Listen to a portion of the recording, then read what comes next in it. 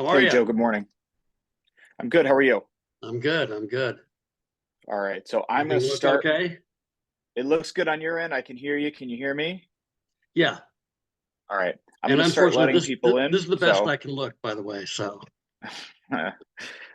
no worries. No worries. Look pretty good to me. All right. So I'm going to start letting people in. They're going to be muted. And then we should get started shortly. okay, sounds good.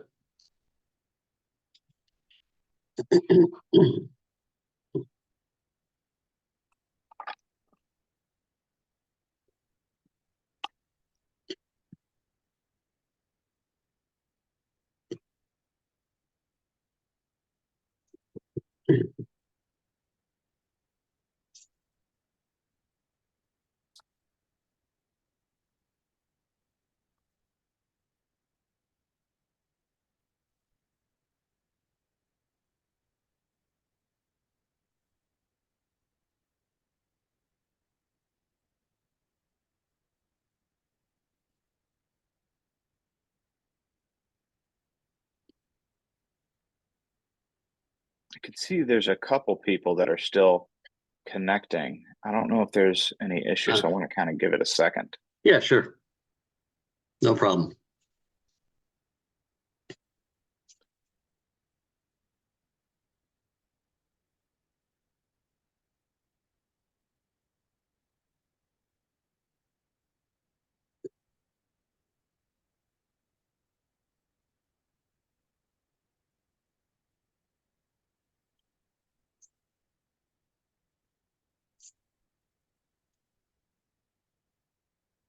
All right.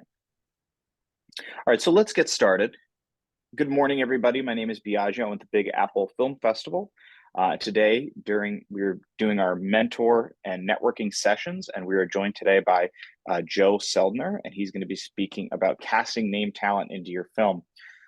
Before we start, I just want to let everybody know that when we come to the Q&A portion of today's panel, if you could take a moment, look on the bottom of your screen, there is a reactions tab with a little smiley face emoji on it. If you click that, a window will pop up, and on the bottom, there is a raise hand emoji. So just click that when you have a question at any time, and it'll put your name to the top, and I'll be able to access it very easily. And yeah, I think that is it for now. So Joe, why don't you take it away for us? Great. Thanks very much. And thank you all for joining in. I appreciate it. So we're going to talk about casting name talent. And the first thing I want to start out with is a definition of what name talent might be, because I think it's very important for everybody to recognize, and I'm not making any presumptions here, but to recognize that there's hundreds of people who are recognizable names and an incredible number of talented actors and directors out there in the business. So I think it's important to broaden any definition of name talent to include a wide range of people. And I'm not, and again, I don't know if anybody's been thinking about casting in particular individuals, but um, the, uh, I guess the first question I would ask is, if you want to just raise your hand physically, how many people have projects where they have name talent in mind? All right, excellent, great. We'll get to that later. Um, so think about the broad range of talented actors and directors out there, and I consider directors part of the name talent pool, and think about whether there are people that you may not have considered for your particular project that you might want to think about going forward. So the question I have, you don't have to answer this now, but the rhetorical question I have is, why do you have these particular actors, actresses, directors in mind? And what I tell people is the first thing that you need to know when you're thinking about particular name talent is why they fit into your project, not just that they're, it's Ryan Gosling might be a terrific actor, and I think he is, but if your lead character is a 57-year-old Hispanic woman, Ryan Gosling's the wrong person. So you have to make sure that people fit into the project that you have in mind. There was a woman that I consulted with many years ago who wrote actually a very good script about a composer named Clara Schumann. I'm not a music guy, but apparently Clara Schumann was a very well-known composer. And my reaction to her was, look, this is a really good script, and she wanted to attach big name actresses to it. And I said, this is a really good script, but Clara Schumann probably has a very narrow pathway to explore in the A-list acting pool.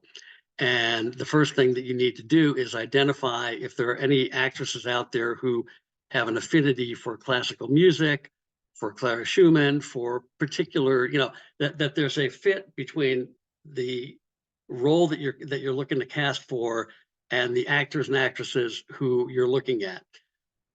People used to come to me, and when I worked for Tom Hanks many years ago, and say to me, I have a project that's perfect for Tom Hanks, and he's the only person I want to have in this. And I would very politely, I think, say, well, I'm sorry to hear that, because Tom's unlikely to do your project. It has nothing to do with you in particular or your project in particular, but big name talent tends to be booked for years to come. Now, that doesn't mean you can't find a way into them, but all big name actors and actresses and directors have their own production companies. They have their own development executives. They have their own relationships with producers, agents, and frankly, other actors.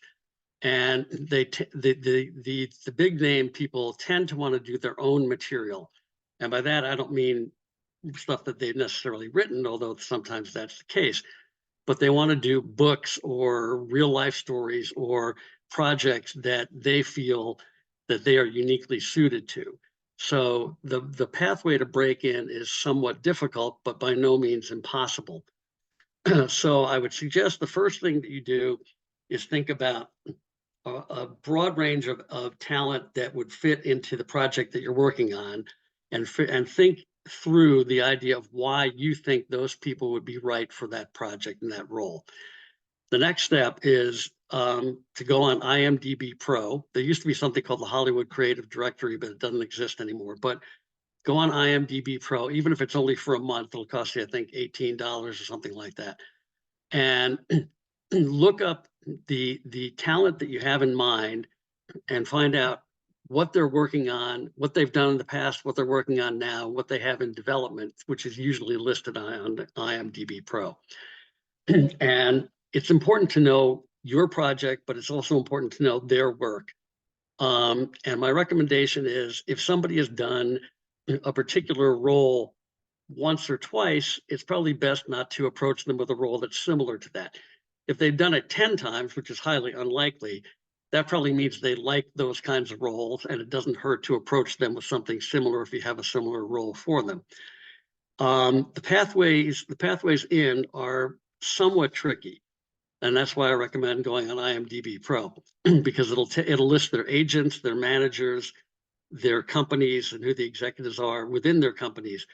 And I would try to identify. Agents are very tough to get to. Agents, they want their 10%. And if you're not a well-known writer, even if you're a talented writer, if you're not well-known, they're likely to look at not well-known writers as people who they're probably going to have some difficulty selling your material, and particularly selling your material to a particular actor. But if there's production companies listed, and if Brad Pitt has a great company called Plan B, I'm not suggesting that Brad Pitt would be necessarily right for your projects, but Plan B, they produce 12 Years a Slave, they produce projects all the time, and identify an executive or two in the Plan B on IMDb Pro and reach out to them, literally write them, email them. Calling them is probably not a very effective way to get to them, but emailing them is. Two things if you email them. One, don't expect an answer right away or necessarily at all. And two, don't send them your script. I think agents are legally, some agents can accept unsolicited scripts, but agents have certain legal obligations and they don't accept unsolicited material. But I would not send an entire script, because it's going to be a turnoff to whoever's on the receiving end of that email. But I would email and say, here's my project. Tell them the state it's in. Is it finished? If it's not finished, I would wait until it is finished, because they're not going to take a serious, and A-list talent or even B-list talent is not going to look seriously at unfinished projects. That's stuff that's in development or stuff that's in a treatment stage. But if it's finished, say I've got a finished script, here's the title, here's the log line, and here's why I think Brad Pitt or Charlize Theron or Meryl Streep or Joe Blow would be perfect for this role. I would be reluctant to say I'm only considering Charlize Theron, because as I say, the odds are that she's booked until 2033 and is going to say, well, we're not going to look at a project that's in that stage.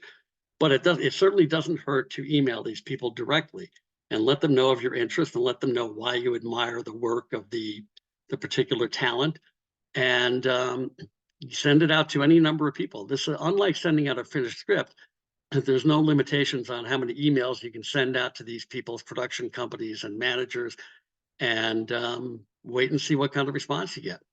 If you don't get a response at all, which is possible, or if you don't get a positive response, which is also possible, I would just expand the list. But the important thing is to think about why you believe that particular talent is right for your particular roles that you have in mind. Let's see what else I have. Oh, the other thing is, yeah, I touched on this a little bit. Most of these A-list people, A and B-list people, tend to want to branch out beyond, as I say, they've done the same role 10 times. That's kind of an indication that they want to do it again. But most of them want to branch out. I mean, Christian Bale is one of my favorite actors. He's supposed to be a jerk in real life, but he struck me as somebody who always tries to do something new. So there's certain talent out there who are willing to really branch out. And if you have a project that doesn't necessarily fit into what you think they've done before, I wouldn't be reluctant to approach them anyway and actually give them a reason why you think this would be a good role for them to pursue. There's no reason not to do that. So that's kind of the lay of the land here. I would be prepared for a fair number of non-responses. And if you're lucky, a fair number of responses that say, gee, that sounds great, but it's not right for us at the moment. And in the entertainment business, anything other than we're interested means we're not interested. So if they say it's just not right for us at the moment, don't take that as an indication that a year from now it might be right for them. It might, but the likelihood is it won't be. So if they say to you it's not right for us at this time, it means move on to the next person. But don't be put off by that at all. I mean, it's the saying no is the coin of the realm in the entertainment business, and you have to be ready to get a lot of rejections, but also ready to follow pathways that seem to be promising. And if people do indicate interest, they may indicate it in a very vague way. So it sounds intriguing. And if they, I'd like to know more, the next email you should send them is, can I send you the finished script? People are talking, there's a screenwriting group on Facebook that I think, Carl, I may have met you on that, but, and people are always talking about log lines and pitch decks. And to me, a log line, it's great to have, it's important to have, it's a clear, short statement of what you have in mind. Pitch decks, I think, are kind of useless. I don't think anybody has ever sold, I don't think any unestablished writer has ever sold a project on the basis of a pitch deck. They want to see the finished product. Pitch decks, if you've got 10 credits to your name, a pitch deck is fine, or just a pitch is fine, because people already know your work, they know you can do it. But if you're not established, a pitch deck, the reflex reaction to a pitch deck is going to be, do you have a script? And if you don't have a script, an old friend of mine, Bobby Newmeyer, who produced Training Day and Sex, Lies, and Videotape before any of you were born, used to say, if it's not on the page, it doesn't really matter what else you have. So a pitch deck might be a useful thing to have. And if they ask for it, you can send it to them, but it's not necessary. And it's not a really useful sales device for people who don't have credits in the business. So I don't know, if you want me to take questions now or how you want to move forward. I have other stuff I can tell you, but that's kind of the basics of attracting top talent. And again, the key lesson here is think as broadly as possible about people that you think might be right for the roles that you're talking about. Yeah, so I just want to reiterate, if anyone does have any questions, now's the time to put those hands up and get in there. Just to start us off, Joe, so what are your thoughts around when you're working, especially there's a lot of indie filmmakers that we're working with Big Apple. When you're working with low budget projects, what are you usually what's usually in your cold pitch to representation in regards to the size of the project? And like, do people is it usually rate that you're including in the offer? Are you including points on the back end? Like what talk a little bit about that if you could. Thank you. Yeah, that's a great question.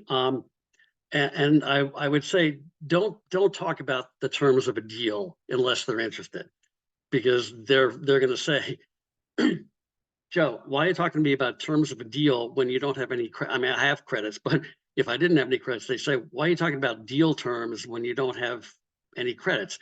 We want to read the script and we want to make a determination based on that. The question about the budget size is important, though, because a lot of top talent, they've got lots of money and they don't really care that much about, they don't care as much about the budget and their fee and their back end as they do about the role and the strength of the project. And that's going to be demonstrated in the screenplay and nowhere else. So I wouldn't even address those. If you want to say I'm an indie film producer or writer, that's fine. Or if you want to say, this is probably not going to be a big budget film, they're going to know that anyway. But I don't think you should ever go into details about budget numbers or back end. They're going to say, well, what are you back end? What are you talking about? And I think that it's best just to rely on the strength of you as a writer or you as a potential writer director, approaching them with an idea that they might find different, intriguing, unique, and worthy of their clients or partners' attention. All right, thank you so much. All right, so let's get started. Let's go right to Carl. Oop, you're muted. Oh. There we go. Hey, Carl. How you doing? Thanks for connecting on LinkedIn. So I have a million questions, but I guess I'll try to focus on one.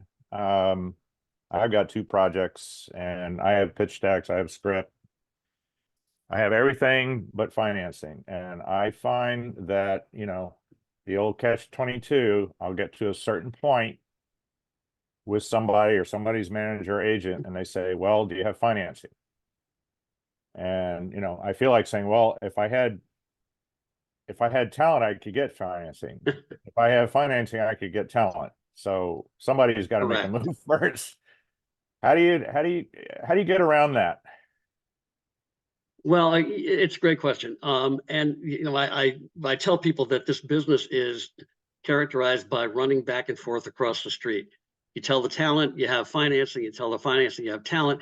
You may not have either one, but each of those parties, the financing side and the talent side, are going to be somewhat intrigued by the idea that the other piece of that may be in place. There's no real way to get around it. At the end of the day, even a low budget film, you're not going to attract talent to work for free. And you're not going to attract them to work for a project where the financing seems in doubt. So there's no particular solution to that other than having the financing. Now, to get to the financing issue, I don't know what your budget. Do you know what your budget might? Tell me. Don't tell the actors, but what your budget might be. Well, on the main one, it's about $5 million. All right. Well, $5 million is a lot of money. Yeah. I mean, it's not a lot of money. It's a period film, and it's got a lot of locations, so it is what it is. Can you tell me an actor or two or that you have in mind for this? Yes. For one of the leads, I have let me go to the I have sorry. Okay. I'm just looking at my pitch deck here. Dennis Quaid, Woody Harrelson, Matthew McConaughey are my wish list. And then I have 27-year-old African-American actors that I'm looking at too. Well, So- that's great. And I love those three actors are a great microcosm of what we're talking about here, because Dennis Quaid, Woody Harrelson, and Matthew McConaughey fall into very different categories. Matthew McConaughey is still an A-list guy. Mhm. I would characterize Woody Harrelson as, B plus list. He gets a lot of work. And I would say Dennis Quaid probably is looking for work. Yeah. I mean, he gets cast, but he's not an A-list guy. Now, are those for the same role or for three different roles? No, that's for the same role. Okay. Yeah.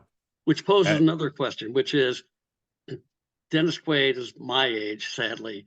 Woody Harrelson's probably about 10 years younger than I am. McConaughey's probably at least 10 to 15 years younger than I am. So my question to you before I get into the financing issue is, if all three of those fit the lead, does that seem like a rational pitch to you? I mean, they're very different actors, but that's okay. But Well, I mean, I guess I've allowed myself wiggle room for age. okay. My ideal age for this character is late 50s. So Dennis Quaid is too old in my mind for that.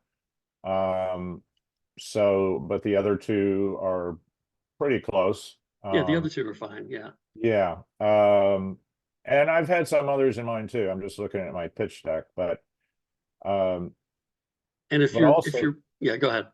I mean, yeah, I know what you're saying. They're different, and they're different takes on the character. This is based on a true story, so I have a good, clear idea of what the character is. But my main thing is he's got to be a convincing good old boy from Texas. So that's Well, very clear. all three of them are. And a used car salesman. So I think they all kind of could do that. Yeah, they're all Texas guys. Yeah. Yeah, I mean, so have you sent this out to anybody in any of those three or anybody else at this point? I haven't yet. What I've been looking for first, because I'm not a producer, I don't want to be a producer. I don't have the bandwidth. I'm looking for a producer first. Okay. Somebody that can help me package this film. And it's a hard thing to find. I know a lot of, because I work in the business as a storyboard artist, I know a lot of line producers. I know a lot of, nuts and bolts producers. It's that a packaging producer that I need to find who can get to the talent, and who can get to even the streamers, to pitch this, because a guy sitting there by himself with a script, I know from experience, you don't get very far. You really. And where are you located, by the way? I'm in New York. Okay. Yeah. Well, you raise a good point, which I should have addressed earlier. And I'm sorry I didn't. Producers are another pathway to go to get these things put together. Producers with a lot of credits tend to have good relationships with top talent. Yeah. And the difference between producers and actors is producers can have 10 to 15 projects in the works at once. That doesn't mean they're all going to get done. In fact, they're not all going to get done, but they tend to option and or outright buy more projects. Actors can do one, maybe two movies a year, and directors can do one a year. So your probability of getting producers to pay attention is a little bit higher just because they're looking for projects all the time. So you can go on IMDb Pro and find producers who have credits and production companies, and I would be very encouraging about you contacting them directly as well. As far as the finance, yeah, you're on mute. I have it out to about 3 or 4 of them already. I mean, I'm taking your advice. I'm lining up my ducks. I'm hitting everything. Good. Yeah. As far as the financing side, financing is tough, always. There are three. I like to say that there are three main reasons people invest in the entertainment world, in this order, because they like they like the surroundings of it, the trappings of it. They like to tell their friends, and they like to make money. And liking to make money is definitely way down on the list because it's a very difficult business to make money in. But that said, I would approach for low budget films. In yours, I wouldn't necessarily call 5 million a low budget film. I'm talking to people who are doing movies for $100,000. But for a lower budget film, there's sort of the usual suspects. There's friends and family. There's pre-selling rights, but it's very hard to pre-sell rights if you don't have talent attached. And there's sort of the investment universe of people who know the business, want to get into the business. The good thing about a lot of wealthy people, and I say this with tremendous respect, is that they may have made their money in oil or high tech or whatever, but they love the entertainment business. So there's a certain natural appeal to the investment community of projects that are in the entertainment world.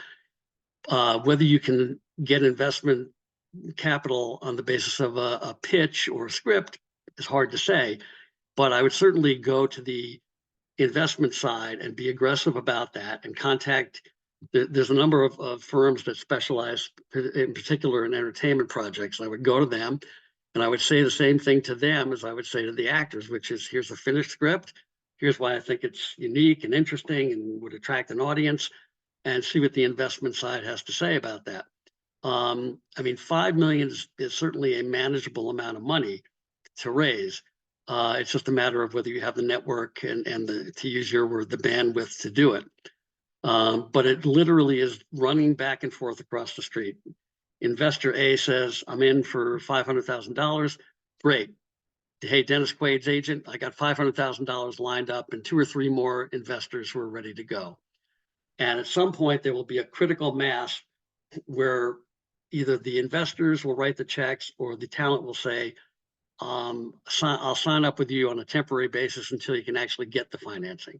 But at some point, there will be that magic moment where it'll all click in and you'll be able to move forward to the next step. I don't know if that makes sense, but. All right, let's head over to Robbie with a question. Hey, Joe, thanks so much for taking the time today. Really appreciate it very much. I want to actually, I want to piggyback a little bit off of Carl in a similar sense, but in my career, I've sort of tried to work around when I could that catch-22 by getting to these talents, getting to talent in a different way, and at least engaging them, maybe getting a script to them. Obviously, I'm not talking money with them. I'll do that with their agents and managers, but this is sort of an anti-thing that I've had to do because people have agents from the top 3 agencies have passed on projects that the actors never even heard about. And so, that's my pushback when they say that's not the right way to do things. It's like, well, if you were honest about the fact that you just didn't want to do it because I didn't have the money or because I'm not a big enough filmmaker for you or whatever, then I could say, okay, thank you very much. But then when said actor a year later comes up and said, oh, that was a great movie, I would have loved to have played that role. And I'm like, well, I gave it to you and you said no, supposedly. So I've sort of worked on methods of trying to get various actors, at least get to them, at least tell them about the project, ask them if they wouldn't mind reading a script or having me send the script to somebody other than this agent who might throw it in the trash can or close the computer, whatever have it be. How you feel about using that technique to break through that catch-22? So, well, I'm sorry, Robbie. So the technique of going directly to the actors, I'm not sure if I. Yeah, if you can find a way to do that. For instance, I got Kevin Smith in a film I'm putting together now by doing that, and I won't. We have too many people and not enough time. But it's a great story. But I just wanted to get your take on it. I think it's a great idea. And I should state at the outset, not we're halfway through here, but I should say that if you have direct connections to the talent, use them. If you know the talent directly, a classmate of mine in college is an actor named Ed Harris, and Ed, I love Ed, and we stayed friends over the years. If I had a project that was right for Ed, I wouldn't go through. I'd say, Ed, here's a project for you. Now, if Ed then said, you got to go through my manager, I'd probably say, why? We've been friends for 50 years. but I would do it. But if you know the actors directly, absolutely do that first. And if it pisses off their agent, so what? Their agent's going to want to get 10% of whatever they can sell. And if you get a project they can sell, the fact that you went to the actor first isn't going to bother them. So anytime you have direct connections with the talent, absolutely 100% go use them that way. And you know, you raise an interesting point that the actors will say, hey, I would have loved to do that film, but I never heard about it. And in a lot of cases, that's because there's a million scripts out there and they're not going to hear about everything that gets produced. But it's true that agents and managers, they get paid only for stuff that gets done, but their ability to say no is as important as their ability to say yes. So it's kind of a catch-22. But I would definitely encourage you, anybody who's got direct connections to talent, to use that as your first line of approach. And to that end, there's a story at well, it's commonly known that Bill Murray, because that's somebody who I'm interested in. The main character in my film is two people I'm looking at. I know they're a little different, but when you hear about the script, they both make sense. Danny DeVito and Bill Murray. And Bill Murray has this supposed phone number that you contact him through that is like a personal thing, but it's only industry people know. So, you know, that's something I'm trying to do. But I am actually going to make as my casting director says, gangster move to go after Danny DeVito in 2 weeks, because I do have financiers and I have Kevin and some other people attached, but I need that more juicy kind of name to you know, sort of push them over the edge. So for me, it's just that as an independent filmmaker, that's how you have to survive in this world, unless you have a very rich uncle that's going, which I don't, that's going to you know, finance this stuff, is finding your way through the side door, because the front door is guarded very heavily. And unless you have all your ducks in a row, which most people don't have, my project's $4 million, a $4 million budget film. Unless you have that money, those doors are way guarded heavily. And so you have to find the weak point in the door. Does a big, so I have. You're absolutely right, by the way. Oh, thank you. Thank you. I have my last thing, I have a 2.3 million following on Facebook for this project, because it's anime. There's some anime in it, and anime fans are hugely underrated. And how do you think best to bring that to the table as sort of like, hey, you know, the old question is, well, who are we going to sell this film to? Well, we could start with the 2.3 million people that are totally organic on my page. So do you have analytic information about those 2.3 million? Mm-hmm. So Age, you can say country. Okay. Okay. Yeah. I think, look, I think that's a very beneficial thing to have in your hip pocket. It's not going to override the story if the story isn't strong, but it's great to have that kind of a following. And I would simply present that in your initial email to people or your initial phone call. I would say, I've got 2.3 million people as followers. And I'm not saying this to be dubious at all, but make sure that you can prove that. Okay. Oh no, I can 100% prove it, and that they're organic. And you know, like the posts on my page, you know, if we post something, not every single one, but a majority can get 30, 40,000 likes, you know, for a post. So it's not like, you know, I bought a bunch of followers and I have 2.3 million followers and 6 people commented on a post that we made. But everything is very transparent. I could take a picture of it and show what country, female, male, age, demographic, all of that stuff. Yeah, that's totally. Yeah, I would raise that in whatever initial contact you make. I would raise that point because I think it's very important. And that's, you know, for better or for worse, that's what a lot of people respond to nowadays, is knowing that you have a following. Yeah. And the actors that you named, you said Danny DeVito. Who's the other? I'm sorry. Kevin Smith is attached. Right. Playing a snarky convention worker, so that comic book world, you know, we can tap into his fans. So can I ask, if you don't want to tell me, that's okay, but how you got Kevin Smith? Because it might be instructive to everybody on the call.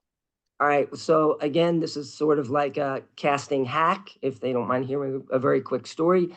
But I made a very personal short film that was doing the festival circuit. And Kevin has Smod Castle Film Festival, which is in the town he grew up with. He bought the theater because his dad used to take him. So my plan was to hopefully get in, check, bring a ton of people because I live in New Jersey and we completely sold out the place in 2 days. So do I. Oh, do you? Where? What part? I'm in Princeton. I went to Ryder. I live in I live in Tinton Falls.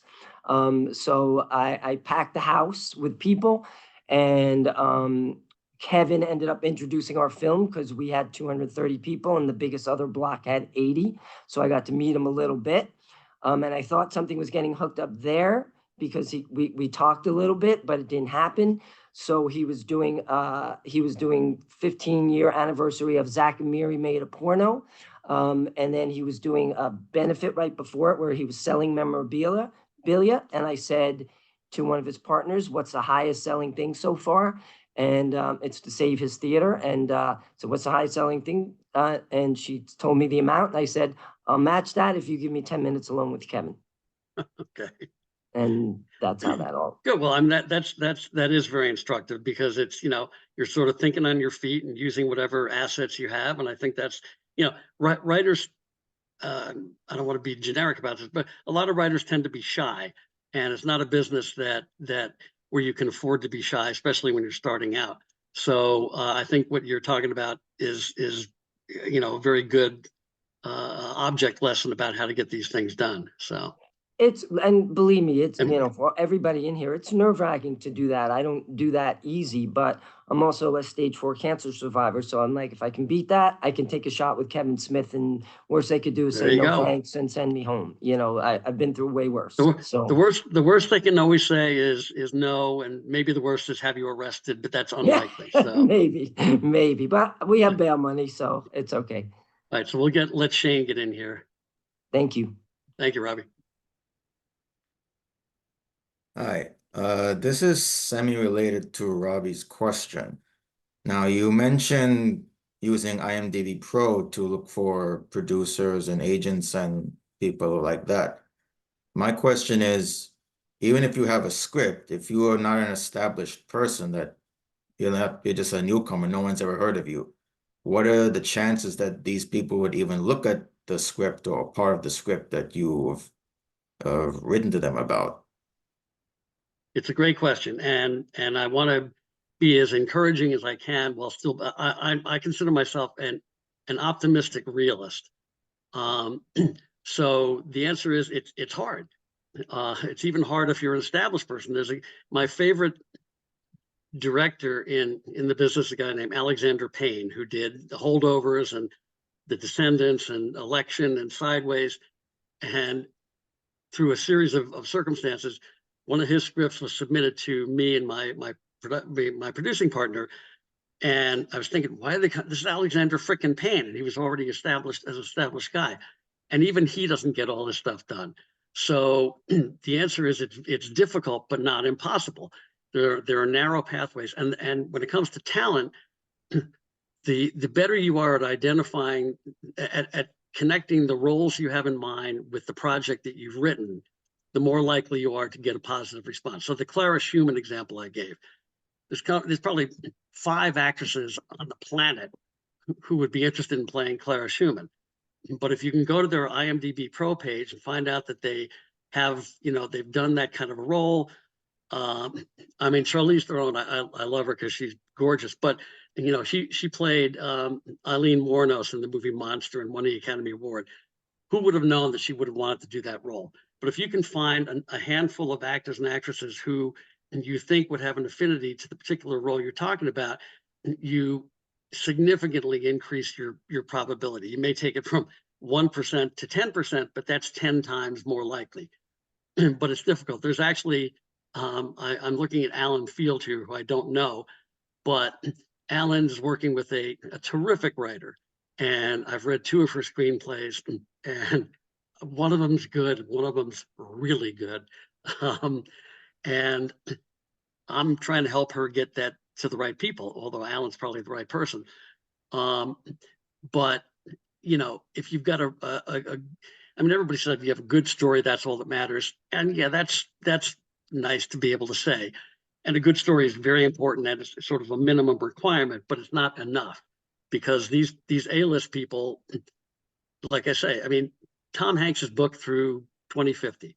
He's going to outlive the number of commitments that he already has. But Dennis Quaid's not booked through 2050. And there's a lot of talent who you could get and get access to who want to work. There was a guy, there's maybe two people on this call who are old enough to know there was a show called Hill Street Blues on back in the 80s. And I became friends with one of the actors on Hill Street Blues, and he's about my age. And he reached out to me over the summer and said, can you help me develop a movie project? And I thought, oh, great, another project that doesn't pay me any money, but that's okay. And my point being, he's a known guy. He, you know, the older people on this call would recognize his name, and he's looking for work. A lot of these people are even the younger people, even people in their 30s and 40s, are looking for work, and they're recognizable names. So to answer your question, Shane, it's you know, it's an uphill battle, but it's an uphill battle that frequently is successful.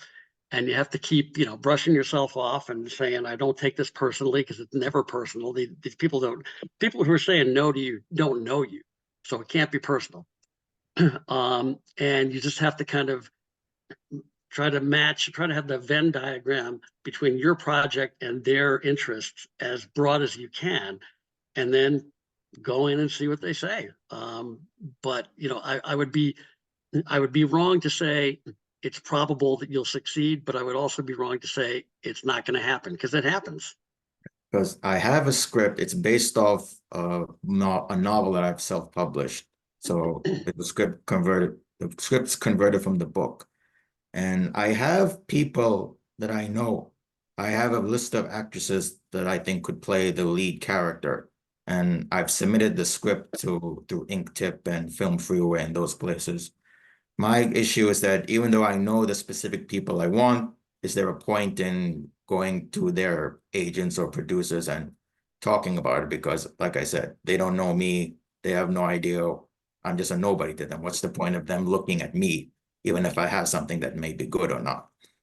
They might The not. answer is yes. I mean, I started out this session by saying, you know, the first thing you should do after you've identified the people that you think would be right for the role is get in contact with them.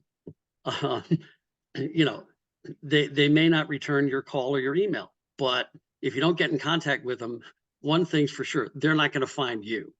Okay, so you got to reach out to them and try to find them. And I would absolutely encourage you to do that.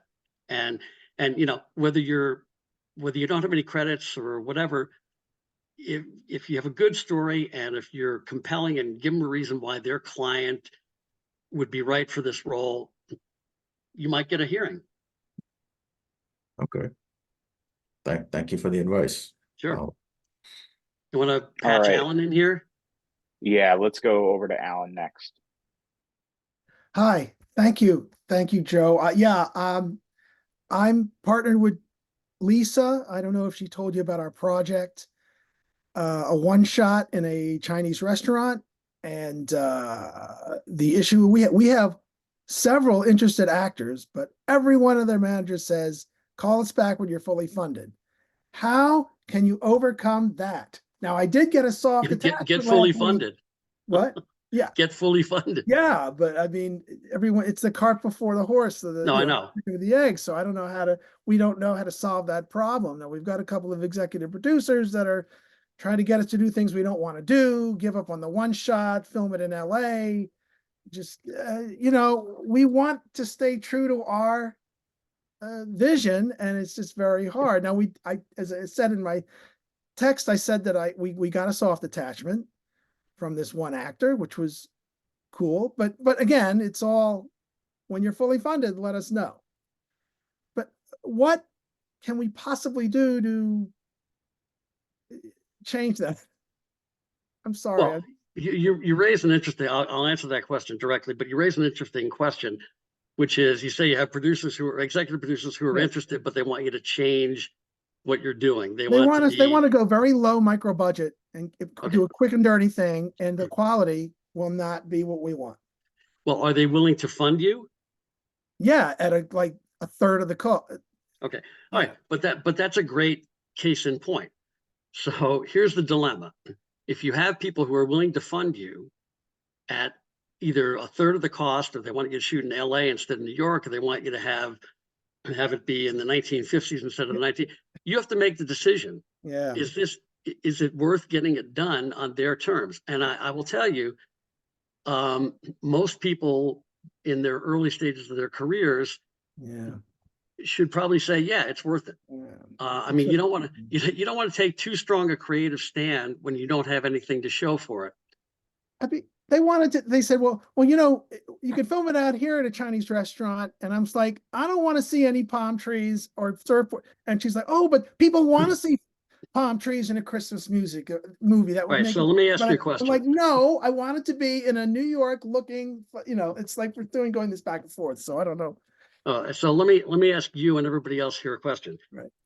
If you have a project and somebody comes to you and says what they're telling Alan, which is, we'll do it and we'll fund it, but you have to make fairly consequential changes.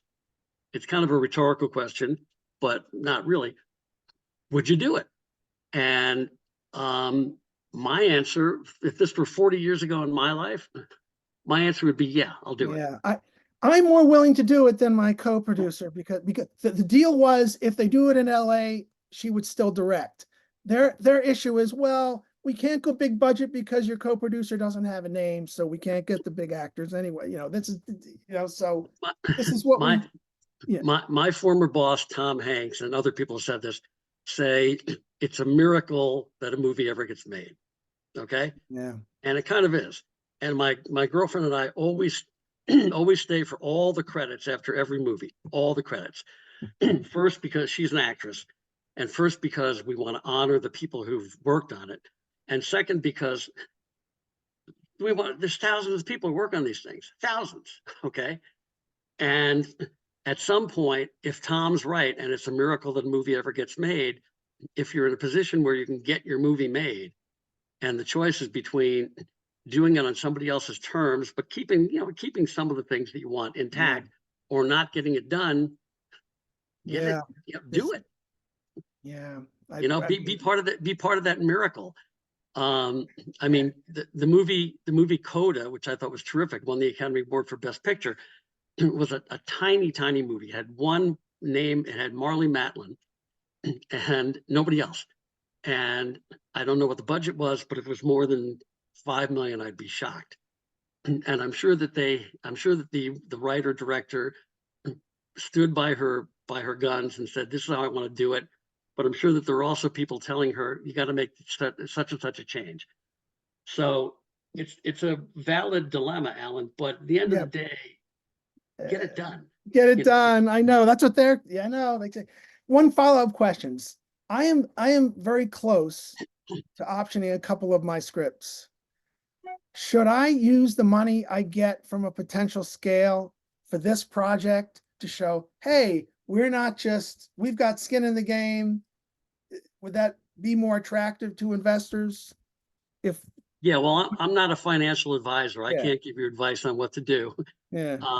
Having skin in the game always helps because they want to see that if you've got enough. Most writers don't have a lot of money, right? But if you have enough money that you can put skin in the game, it makes the other investors and the talent say, okay, this person believes in this project, so that tells me something. But I don't know your financial situation, and I don't need to know. But if you've got, $50,000 to put into a $5 million project, that's 1%. Yeah. But it's better than 0%. Well, 50 into a $500,000 project. I mean, yeah, it's 10%. Yeah, but so I can't advise you on how to use your money. All right. But I think that unless you completely violate everything you believe in, which is highly unlikely, get it done. Yeah. Okay. Appreciate it. Thank you. All right. Before we head over back to Carl, I just want to take a moment and let everybody know and remind everybody that this session is being recorded. And sometime within the next 48 hours or so, you guys are going to be getting an email with a link to today's session, as well to our LinkedIn networking group. So just be on the lookout for that. And let's go back to Carl with a question. Where am I? Hey, Carl. Oh, there I am. Okay. Yeah, thanks for letting me go again. I actually just have a couple of quick anecdotes as opposed to questions that may be helpful to people. Number one, I've made one feature film already. It was a $200,000 budget. Now, what that meant was financing it myself through crowdfunding, a few friends to give a little money, and liquidating my annuity fund, which was awful. And I don't ever want to do a film like that again. I don't want to crowdfund again. I did 3 campaigns for that. I burnt out my friends, my family. They don't want to hear from me. So that's why if I'm either going to just make short films that I can just finance, or I'm going to try and make these $5 million films. Now, the problem with 5 million is that's almost no man's land, because it's too much to raise with crowdfunding, way too much. Don't even try it. And it's too little to necessarily get big name talent or get financiers interested. So it's a tough place to be. Number two, I disagree with the second part of that. I agree with the first part, that it's kind of, yeah, it's hard to raise that kind of money in crowdfunding. But I think that, going back to the very first thing I said, if you expand your definition of big name or name talent, yeah, no, you can get people to do a movie that's $5 million. You can do it actually pretty easily. The financing that's hard though. Right. Also, let's see, what was my other point? Pitch decks, real quickly. I made my own pitch deck, and what I've used it for is getting producers interested in reading the script. That has worked. Now, pitch decks, my pitch deck has nothing about distribution or business plan or any of that stuff. So it's technically not a pitch deck. It's a lookbook, but I'm pretty good visually. But there's also a lot of services out there that will happily package your film and make you a pitch deck for thousands and thousands of dollars. Don't do it. I agree with that. Lastly, one-off films right now, indie one-off films are one of the hardest things to get financed, because you can't look somebody in the eye and say, you'll make your money back. I've had agents tell me no one's financing one-off films, blah, blah, blah. But if you got to do it, you got to do it. So I just would encourage everybody to just don't stop. I did have Jonathan Demme once tell me, because people say, well, you work for all these big directors as a storyboard artist, Martin Scorsese, Jonathan Demme, rest in peace, Coppola. Why don't you go to them? I had Jonathan Demme look me in the eye. I said, Carl, I can't produce your film. I have enough trouble getting my own film made. Yeah. It's it's tough. I mean, yeah, that's and that's an important point too, because as I said earlier, even a lot of these big name people can't get their own stuff done. It's hard. Yeah. But they ultimately have to work. So yeah, they're looking for material. And lastly, have at least one project that you can make without permission. You can make it without someone else liking it enough to give you some money to make it. Just go do it. And certainly, Alan, if you have, I would figure out a way to shoot that film so you don't see the palm trees or something, but you should absolutely put a green screen outside the window or something, whatever. There are ways to do it. Yeah, I agree. I agree. Anyway, that's my spiel. All right, we got another. Thank you, Carl. Yeah. Thanks, Carl. I think it says Prem Entertainment Group. Yeah, hi, Joe. Hi. This is Prem. First of all, thank you for all of this. Just to kind of like piggyback to start off with what Robbie was saying, I did the same thing on a film called Tiger, where we attached Mickey Rourke to the film. Where we attached Mickey Rourke to the film, and we by just going to his gym and meeting up with him and just kind of asking him. So yeah, there are ways around to do stuff like that. But what I wanted to ask you is, when you were working with a guy like Tom Hanks at that level, what's one thing you took away from that when it comes to like whether it's picking stories or whether it's reading scripts, or whether it's just in the work environment, what's one thing you could take away from Tom Hanks that you could share with us, from somebody that works at that level? Yeah, it's a good question. There's two things. One is kind of a throwaway. He's a great guy. I mean, he really is a great guy. And two, this is a long time ago. So when I was working for Tom, he had just done the movie Big, and which probably, I don't know if any of you have seen it, but it's a great movie. But he was still kind of a hired gun at that point. So he did a movie called The Burbs, which was not a bad movie, but not a good movie. And he did it because they offered him $5 million, which at that point in his life was a huge payday. And it was directed by a guy named Joe Dante, who was pretty good at the time. Gremlins. So Tom's got a company called Playtone Productions, which is huge. They do movies and TV and everything. But when I was working for him, the takeaway was, he was looking for good material. He was looking to get his name out there. He hadn't yet made the transition from a comic actor to a serious actor, which he did basically in Philadelphia. But he was looking for good stuff that would give him a starring role, an opportunity to show what he could do. And I think that's frankly what most actors do, whether they're A-list or D-list or whatever. They want good roles, good material that'll get some attention. And the money's great. $5 million even back in 1988 was a lot of money.